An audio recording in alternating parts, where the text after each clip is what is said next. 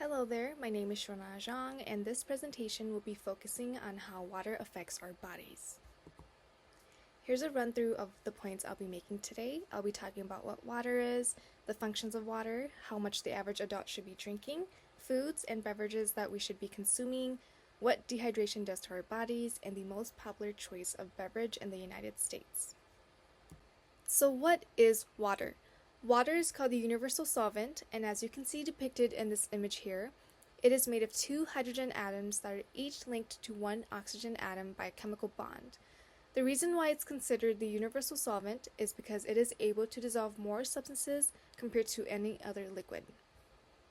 In order to survive, all living things need some form of water, whether it be liquid, solid, or gas. While humans can live without food for weeks, we can only last a few days without water. So let's dive into exactly what water does for our bodies and how we can benefit from it. Water makes up more than 2/3 of the human body weight. All organ cells need water in order to function.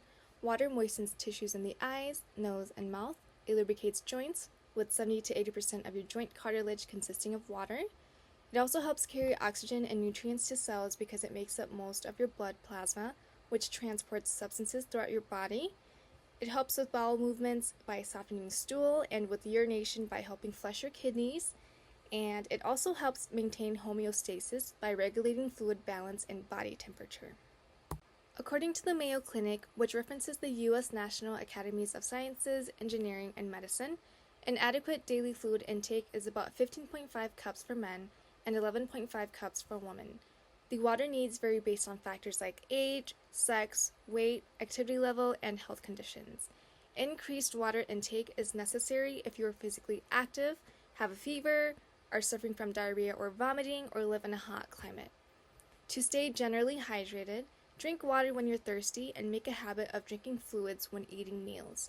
As you age, your thirst levels will decrease, so it's important to stay hydrated throughout the day and consult your healthcare provider. One way to indicate if you're drinking enough water is to examine your urine color. It should be light yellow or colorless.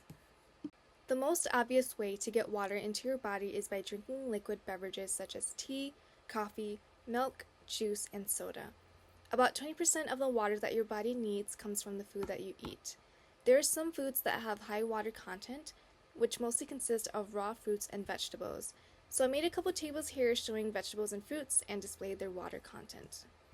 Adding on to the vegetables, other great options are bell peppers, cauliflower, mushrooms, and spinach. And then for the fruits, I just have listed here tomatoes, watermelon, strawberries, and peaches. Not drinking enough water or losing water too quickly through sweating, vomiting, or diarrhea leads to dehydration. There are some medications like diuretics that can also increase urination, therefore resulting in dehydration. For adults, being dehydrated can cause symptoms such as fatigue, headaches, confusion, lightheadedness and dizziness, nausea, dry mouth, red skin, loss of appetite, chills, muscle cramps, and constipation. Dehydration can also cause your blood pressure to drop to dangerously low levels. In response, your body tries to compensate, but while doing so, it can overcorrect during this process, causing your blood pressure to skyrocket. Mild dehydration can be treated by drinking water that contains electrolytes. Moderate dehydration may require IV fluids at a healthcare facility, while severe dehydration is a medical emergency that requires immediate professional care. According to the Spring 2025 National Coffee Data Trends Report, about 66% of U.S. adults drink coffee daily, making it the most consumed beverage in the country, surpassing bottled water, soda, tea, and juice. On average, coffee drinkers consume about 3 cups per day, making the daily coffee consumption increase nearly 7% since 2020.